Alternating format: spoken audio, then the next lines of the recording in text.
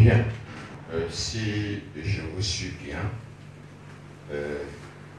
l'évolution après la chute du mur de Berlin, loin d'offrir un cadre d'épanouissement, semble plutôt fragiliser aussi bien des groupes que des individus.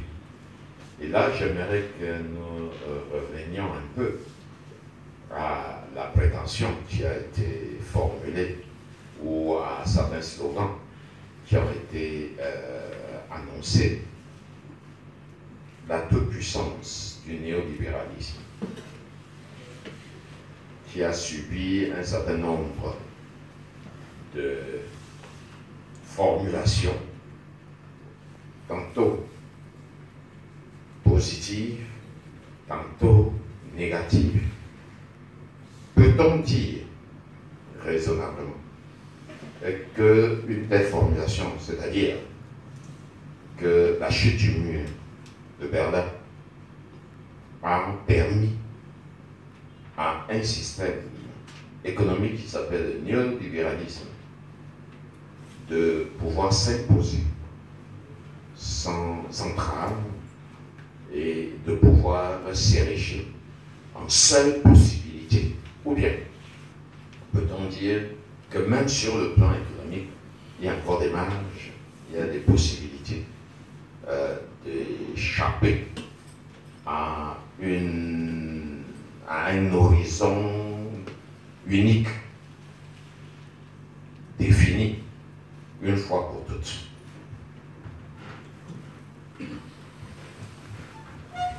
Pour revenir à cette question de mur, construire un mur et contrôler une frontière par un mur, c'est un moyen assez primitif. On a des territoires bien séparés l'un de l'autre et on sépare par un mur qui est contrôlé par la police où on tire sur les gens qui cherchent à surmonter ce mur-là. Donc c'est une invention de l'année 61 où on est surpris de le voir répété aujourd'hui parce qu'on a toutes ces tendances de connecter des territoires par l'Internet, par la marchandise, par la mobilité des gens, etc. etc. Donc je crois qu'il y avait un changement plutôt à la fin des années 60-70 qu'à la fin des années 80, vers une fluidité croissante des gens, des marchandises, des capitaux, etc.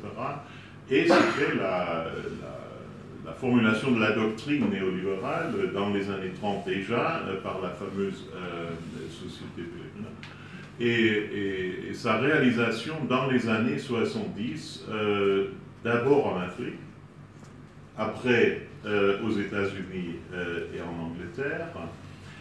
Et il y a maintenant une littérature croissante qui fait l'argumentation que les réformes ou les forces réformatrices à l'intérieur des pays socialistes étaient convaincues d'un agenda néolibéral. Ça commence déjà en 68 avec Otachik et d'autres, et ça se prolongeait. Donc les grands managers des entreprises étatiques de la RDA, de la Tchéquie, etc., sont aujourd'hui, dans cette littérature, décrits comme des managers du néolibéralisme qui étaient bloqués par la politique de réaliser leur agenda. Hein, donc, une des forces émancipatrices à l'intérieur des économies socialistes, c'était cette vœu de néolibéraliser l'économie socialiste.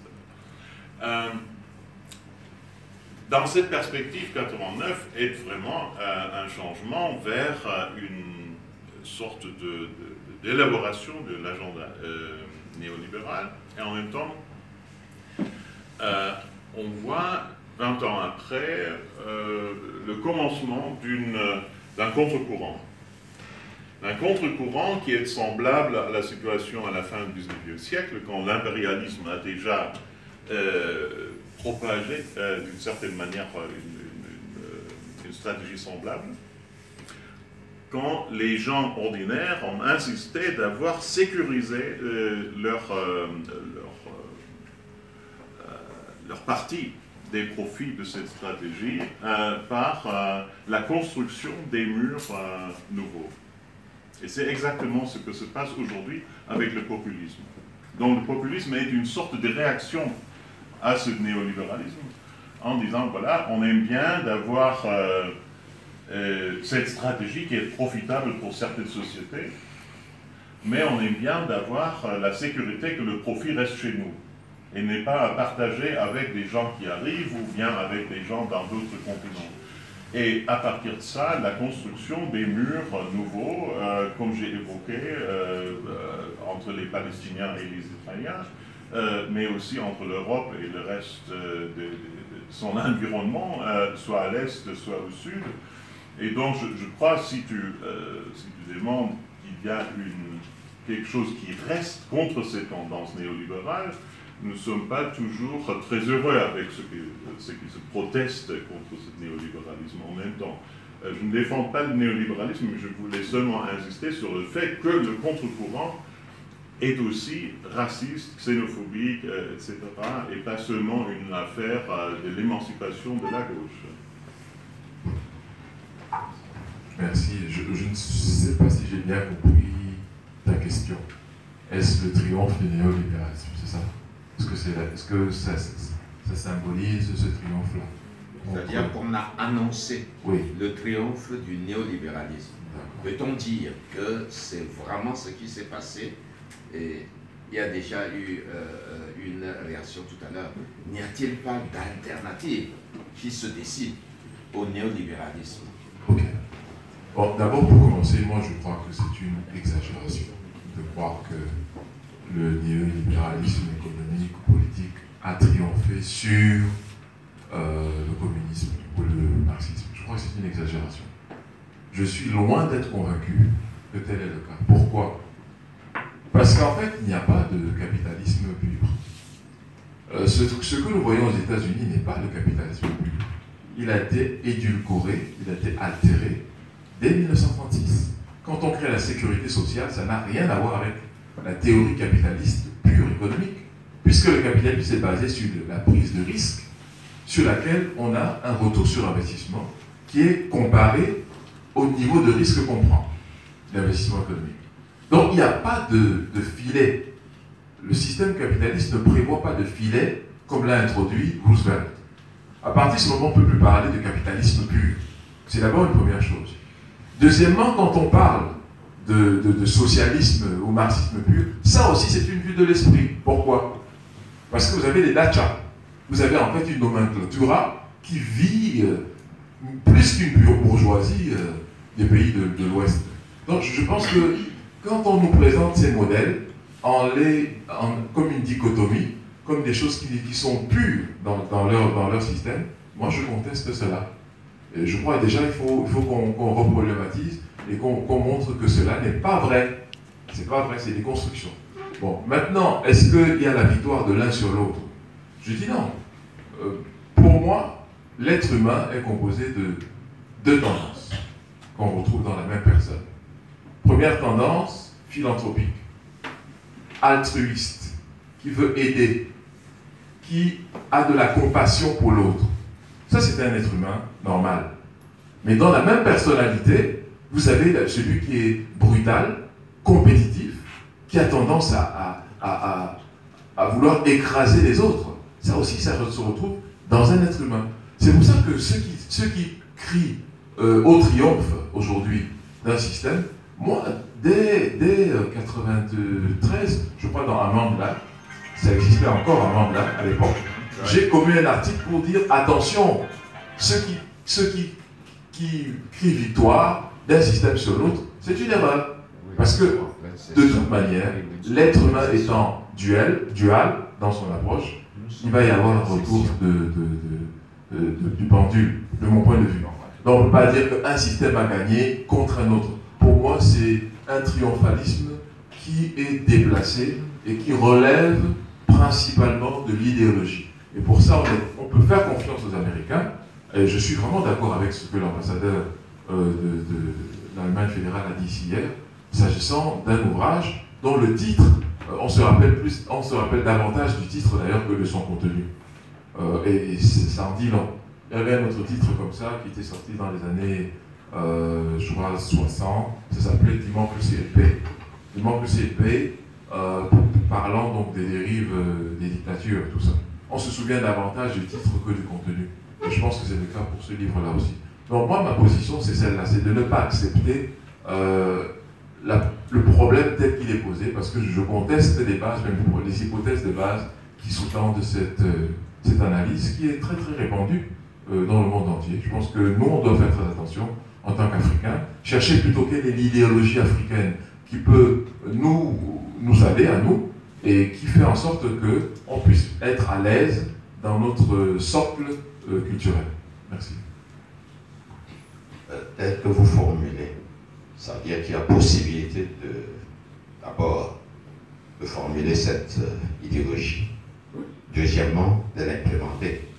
C'est-à-dire, dans le contexte actuel, nous avons la latitude et la souveraineté pour pouvoir le faire. Si on en a le courage, oui. Si on en a le courage. Très bien. C'est ce qui manque le plus. Voilà. Pour le moment, je voudrais que les deux autres réagissent. Bon, alors, à la question de savoir si le néolibéralisme s'est imposé, si le néolibéralisme est victorieux, moi je peux dire qu'il y a eu une victoire fictive, bon, une victoire provisoire, si je peux dire ainsi, parce que quand même, au cours des années 90, on a vu ça et là des privatisations, certains parlent du néolibéralisme, et au niveau international, il y a eu ce mouvement de globalisation, mondialisation de l'économie, avec l'imposition notamment de la libre circulation des marchandises un peu partout. Alors, mais au XXIe siècle, est-ce que cela a véritablement triomphé? Je dis non. L'organisation qui a été créée pour être le gendarme du commerce mondial, pour imposer la libéralisation des échanges au niveau du monde, fait l'objet aujourd'hui de plusieurs critiques. Et je rappelle que depuis que l'OMC a mis sur pied ses accords sur le commerce international, la session de l'OMC qui devrait négocier des nouveaux accords, qu'on appelle le cycle de Doha, avait été lancée en 2004 par là, je crois, et était censé être bouclé en 2006.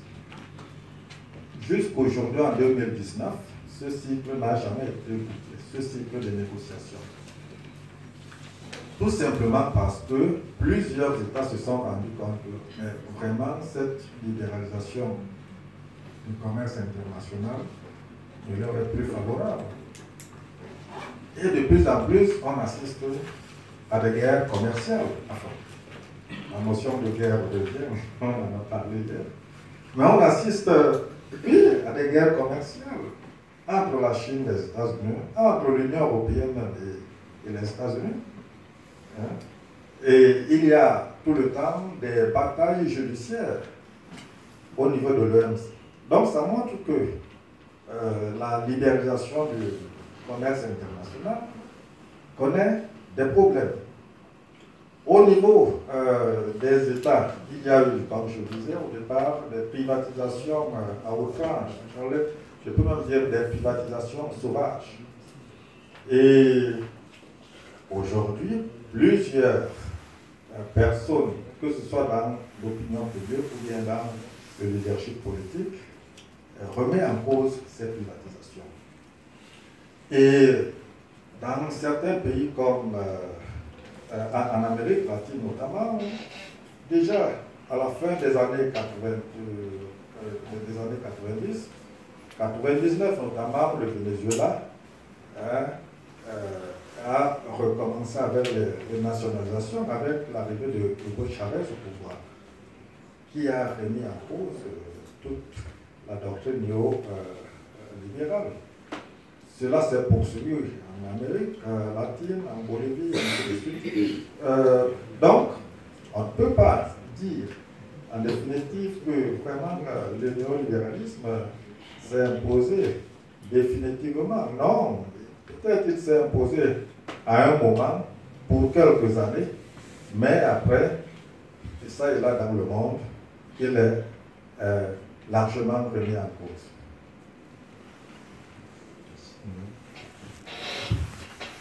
Merci. Je crois qu'il faut poser la réflexion sur le néolibéralisme avec une certaine retenue. Si on prend l'acception du néolibéralisme dans la conception de Friedrich List, de ses frères, on se rend compte aujourd'hui que c'est loin d'être un triomphe, c'est juste une tendance qui est forte, mais malheureusement cette tendance à l'horizontale et à la verticale n'a reproduit que les oppositions structurelles que nous avons connues jusque-là. Ce qui fait qu'au lieu de favoriser une certaine facilité de la circulation des personnes et des biens, ou reprendre le concept de village global, on est plutôt rendu aujourd'hui à une certaine rétraction des interactions entre les peuples, entre les personnes, au niveau des peuples et au niveau mondial. La simple preuve, c'est que la diplomatie des clubs s'est renforcée. Prenons le G7. À côté du G7, nous avons le G8, il y a comme ça beaucoup de G à l'infini jusqu'au G27. Si nous revenons dans le cadre, le contexte africain, nous avons la SADC, la CEDEAO, la CEMAC, la CAC. Souvent, ce sont des replis diplomatiques qui sont plus compétitifs que complémentaires, je dirais même concurrentiels. Ce qui montre que quelque part, comme idéologie, il faut faire très attention quant à ce qui est du néolibéralisme. Maintenant, que devons-nous faire? Je crois que les Africains devraient tirer leçon de ce qui se passe pour regarder les problèmes auxquels nous faisons face avec un esprit endogène, beaucoup d'endogénisme, beaucoup de, je ne dirais pas nationalisme, d'autant que les Africains, je crois, l'ont bien compris. Au début des années 2000, il y a la charte de Nairobi qu'on appelle la charte de la renaissance culturelle africaine. Cette charte pose sur le plan théorique et doctrinal tous les paradigmes qui permettent à l'Afrique d'imaginer une idéologie à l'africaine. Parce qu'aujourd'hui, aucune idéologie ne peut s'imposer de façon mondiale sans critique. Nous avons vu avec la mondialisation, il s'est développé un courant alternatif, je dirais même contradictoire, l'intermondialisme, et ces oppositions se sont renforcées. Si nous prenons la thématique des migrations, les migrations à elles seules résument toute la dialectique du néolibéralisme, à la fois comme un obstacle, à la fois comme un danger, loin d'être une solution. Hier, nous avons discuté, je crois, un exposé qui nous a parlé de la nouvelle politique de l'Allemagne vis-à-vis des étrangers. Sans le dire, c'est une autre forme de migration choisie, tel que ce qu'a fait l'autre avant. Ça veut dire que le néolibéralisme ici est récupéré par les États nationaux dans la perspective de défendre uniquement leurs intérêts. La conséquence, malheureusement, ce qui faisait ou aurait dû faire traditionnellement notre force, le multilatéralisme s'est beaucoup affaibli. Ce qui fait qu'il y a une dissymétrie entre le poids du Conseil de sécurité et ce qui se passe à l'Assemblée générale, où pourtant siègent tous les États membres de l'Organisation des Nations Unies, ayant présomptivement une voix et bénéficiant d'une égalité juridique souverainement établie et garantie par le droit international. Alors, pour résumer ce que j'ai entendu dans vos propos, l'idée du néolibéralisme implique un certain nombre de pratiques, notamment la mobilité sans entrave, la fin des murs, une possibilité d'enrichissement ou plutôt de bien-être pour tous les peuples, une démocratisation, pas seulement au niveau des États du bien-être, mais également au niveau de toutes les régions. Ça, c'est ce que promettait, ou plutôt l'idée que propageait le néolibéralisme. Donc, d'abord, la fin des murs, des frontières. Ensuite, une prospérité de fait qui pouvait maintenant ouvrir non seulement toutes les couches de la population, mais également tous les territoires.